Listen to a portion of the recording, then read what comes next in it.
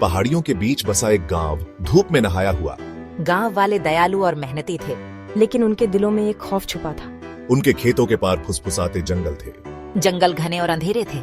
गांव वाले अजीब आवाजों और परछाइयों की कहानियां सुनाते थे। कोई भी अंदर जाने की हिम्मत नहीं करता था। उनमें से दो दोस्त रहते थे, अजय और रोहन। दूसरों के विपरीत वे जंगल के बारे में उत्सुक थे। वे रोमांच के सपने देखते थे और जंगल में छिपे रहस्यों को सुलझाने का। एक दिन उन्होंने अपने डर का सामना करने का फैसला किया। वे फुसफुसाते जंगल में जाएंगे। जैसे ही शाम ढली, अजय और रोहन मिले। धड़कते दिलों के साथ वे जंगल में दाखिल हुए।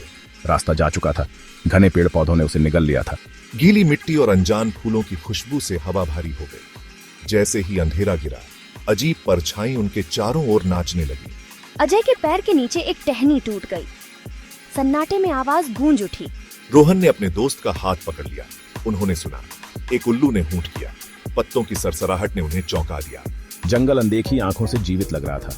डर उन्हें निगलने की धमकी दे रहा था, लेकिन उनकी जिज्ञासा ज्यादा मजबूत थी। वे जंगल में और आगे बढ़ गए।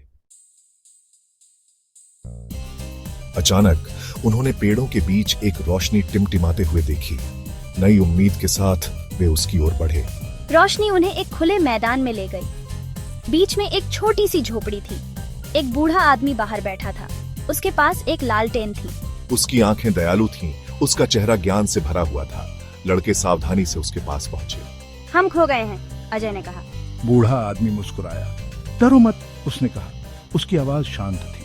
जंगल मेरा घर है, मैं इसका रक्षक हूँ। लोग इस जंगल से डरते हैं, उसने कहा। बूढ़े आदमी ने सिर हिलाया। डर एक साया है जो हमारे मन के अंधेरे कोनों में पैदा होता है। बूढ़े आदमी ने उन्हें जंगल की कहानियां सुनाई, इसकी सुंदरता और इसके जीवों की कहानियां। उसने उन्हें रात के लिए खाना और आश्रय दिया। अगली सुबह वह उन्हें जंगल में और अंदर ले गया। जैसे ही वे चले, अजय ने पेड़ों पर अजीब निशान देखे।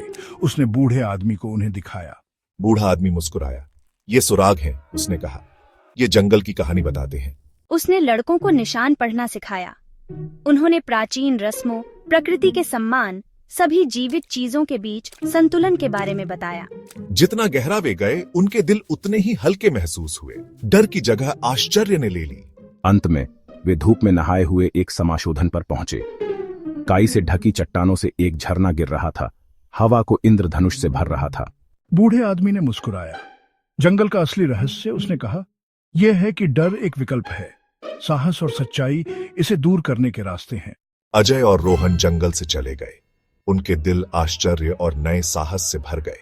उन्होंने अपने डर का सामना किया था और पाया था कि असली राक्षस जंगल में नहीं, बल्कि उनके अपने मन में थे।